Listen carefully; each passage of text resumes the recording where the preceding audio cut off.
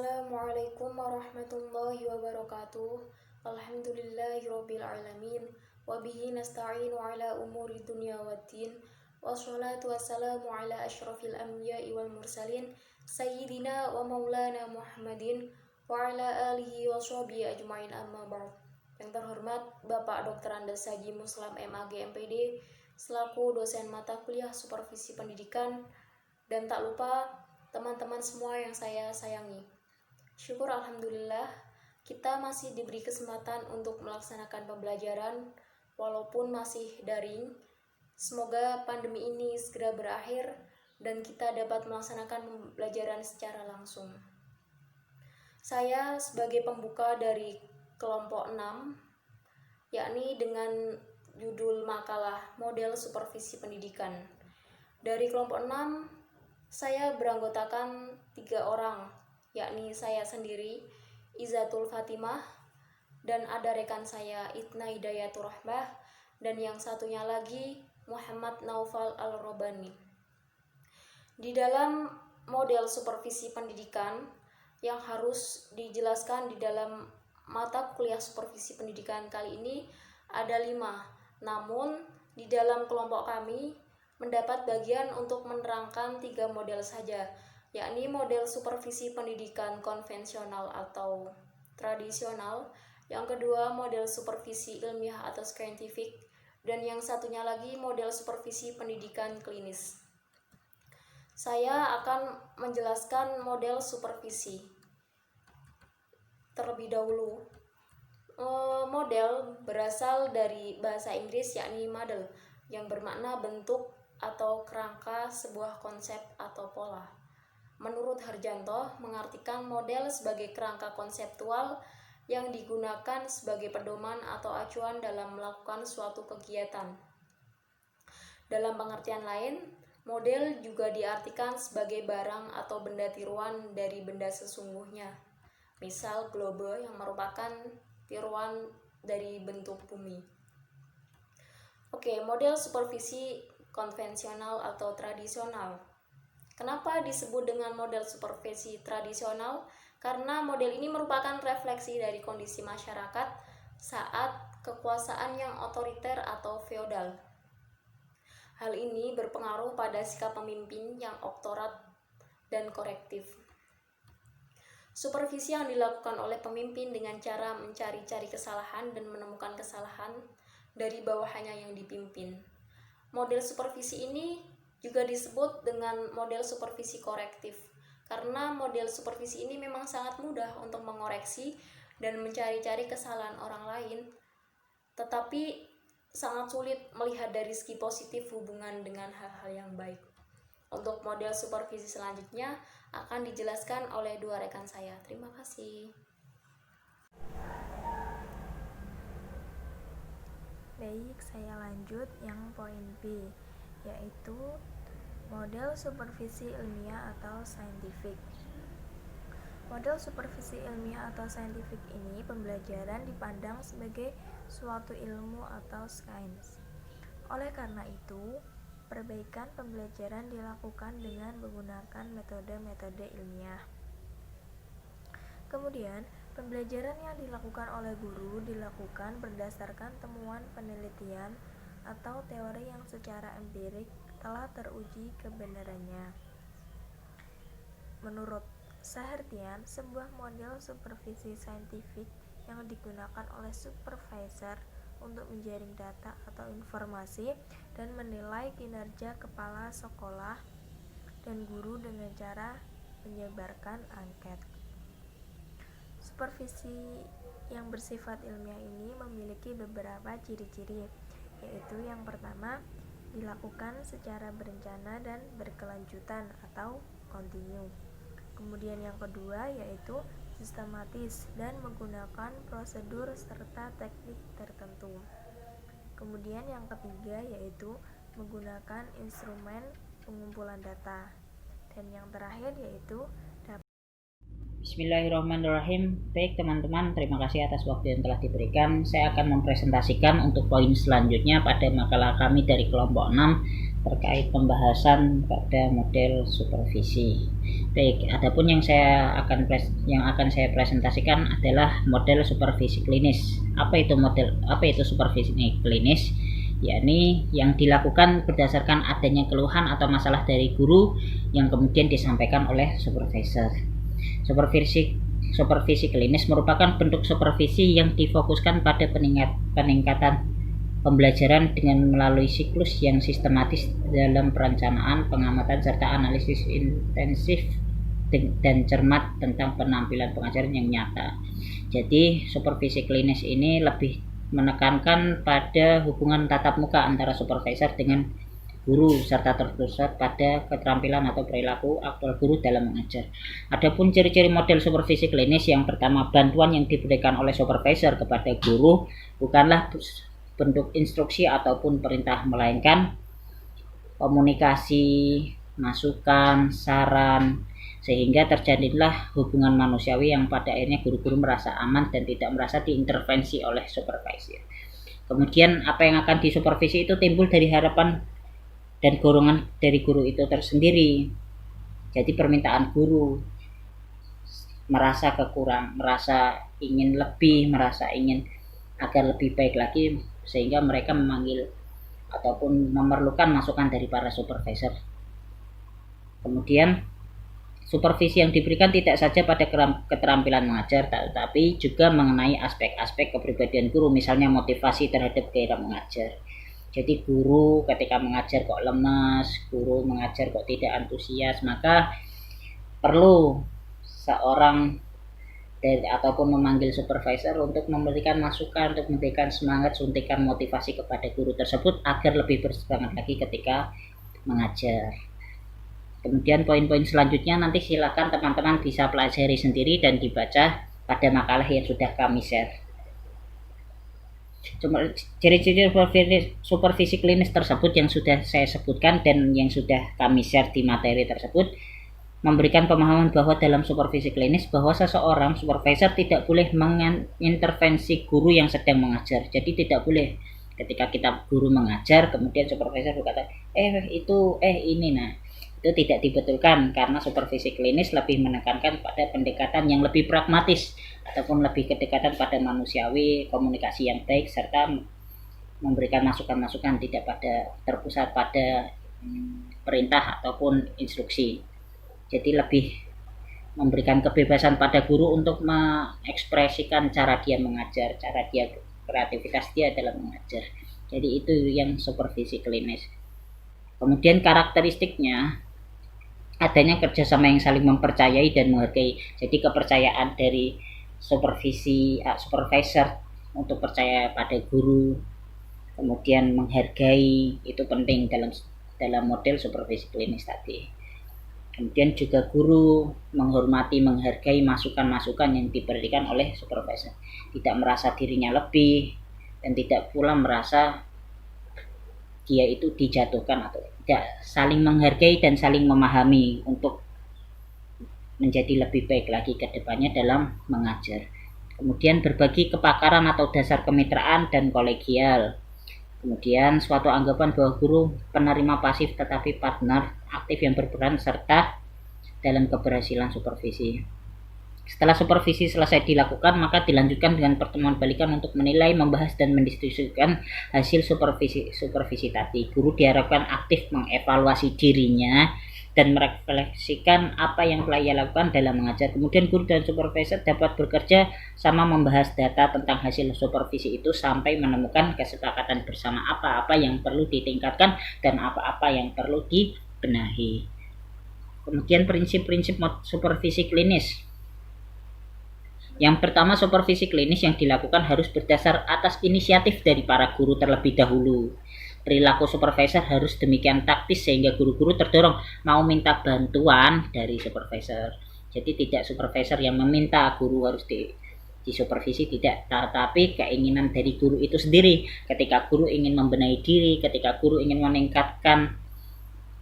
meningkatkan dirinya dalam mengajar, meningkatkan keterampilan dia dalam mengajar, maka perlu untuk setidaknya memanggillah supervisor untuk mensupervisi guru-guru tersebut. Kemudian prinsip yang kedua adalah ciptakan hubungan manusiawi yang bersifat interaktif, hubungan timbal balik, saling komunikatif, dan ada rasanya kesejawatan. Kemudian ciptakan suasana yang terbuka di mana setiap orang bebas mengemukakan apa yang dialaminya.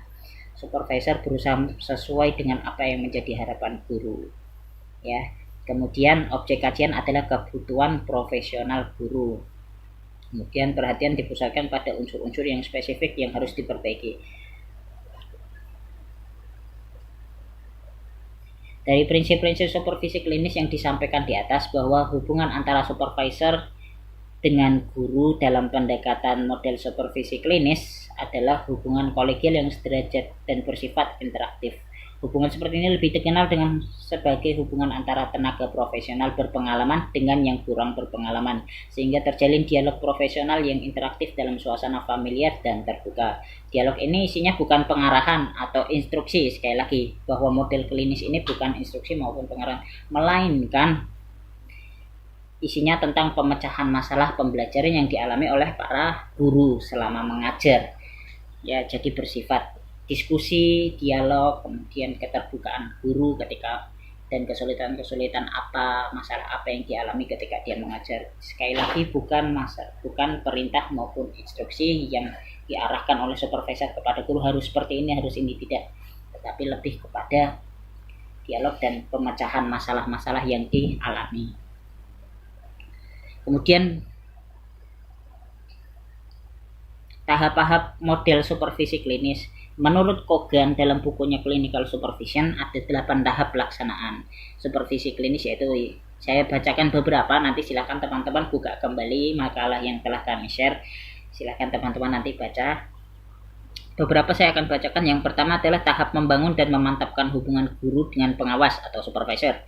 Kemudian tahap perencanaan guru dengan pengawas atau supervisor, tahap perencanaan strategi observasi, kemudian yang keempat tahap observasi pembelajaran, tahap analisis proses belajar dan mengajar, tahap perencanaan strategi pertemuan, dan terakhir tahap penjajakan rencana pertemuan berikutnya. Itu menurut Kogan, dan ada beberapa pendapat lagi menurut beberapa tokoh. Ya, nanti silakan teman-teman bisa ulas sendiri di dalam makalah kami. Nah, kemudian adapun tahap-tahap supervisi klinis yang tersebut yang dapat dilakukan oleh pengawas akademik mata pelajar pendidikan agama Islam, ini agama Islam ya, dapat dijelaskan sebagai berikut. Tahap pertemuan pertama. Pada tahap pertama dalam proses supervisi klinis adalah tahap pertemuan awal atau pra-conference. Pertemuan awal ini dilakukan sebelum melakukan observasi kelas, sehingga banyak juga para ahli supervisi klinis yang menyebutkan dengan istilah tahap pertemuan sebelum.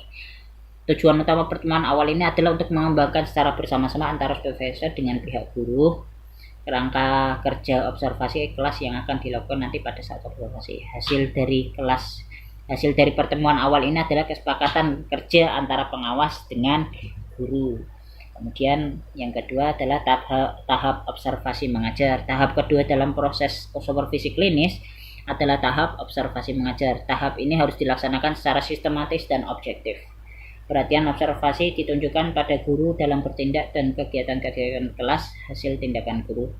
Pada tahap ini, antara guru dan supervisor menentukan waktu sesuai dengan kesepakatan bersama pada saat mengadakan pertemuan awal. Jadi pertemuan awal tadi membahas tentang sistem ataupun pelaksanaan supervisi, kemudian nanti lanjut kepada tahap observasi mengajar. Jadi langsung setelah kesepakatan yang pertama pada saat pertemuan awal tadi disepakati tentang waktu berapa lama supervisi, kemudian hal-hal yang lain yang akan kerangka apa yang akan diajarkan, kemudian dan lain sebagainya, itu sebelum nanti memasuki tahap observasi mengajar. Menurut Mausong menyatakan bahwa pada tahap observasi kelas ataupun mengajar, hal-hal yang dilakukan oleh pengawas adalah sebagai berikut. Ini untuk pengawas ya.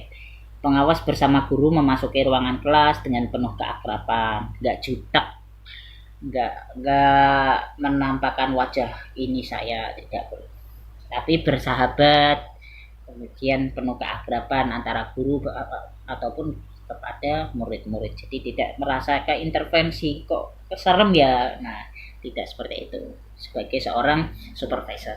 Kemudian yang kedua, pengawas melakukan observasi penampilan guru dengan menggunakan format observasi yang telah disepakati bersama. Jadi nanti ada form nilai-nilai yang akan dibawa oleh supervisor dalam mengobservasi guru di dalam kelas ketika mengajar maupun sesudah mengajar ataupun sebelum mengajar juga terkait perangkat pembelajarannya.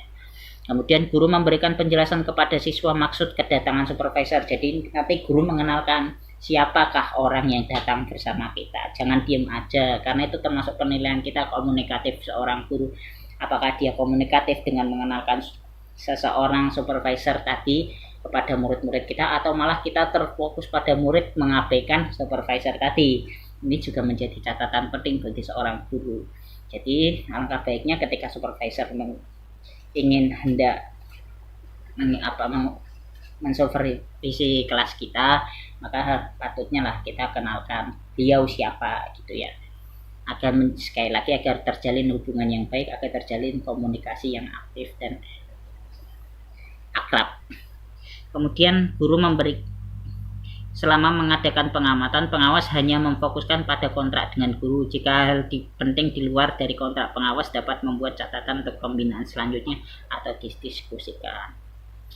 Pembelajaran selesai, guru bersama dengan supervisor menuju ruang khusus untuk tindak lanjut ataupun evaluasi ataupun catatan-catatan yang nanti akan dibahas ketika observasi di kelas selesai. Tahap pertemuan balikan. Nah, ini tadi ya, yang terakhir tadi terkait evaluasi. Tahap pertemuan balikan ini adalah tahap ketiga dalam proses supervisi klinis. Kemudian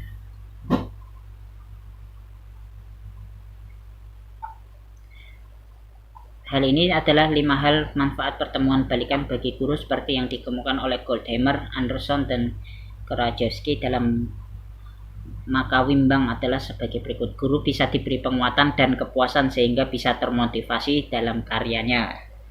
Tadi ya, terkait evaluasi, kemudian segala macam. Setelah guru mengajar, kemudian masuk ke ruangan khusus di mana nanti guru dengan supervisor, dan supervisor akan menyampaikan beberapa catatan, termasuk tadi guru diberi penguatan dan kepuasan dari seorang supervisor sehingga guru-guru tadi yang disupervisi merasa termotivasi dalam karyanya ketika mengajar.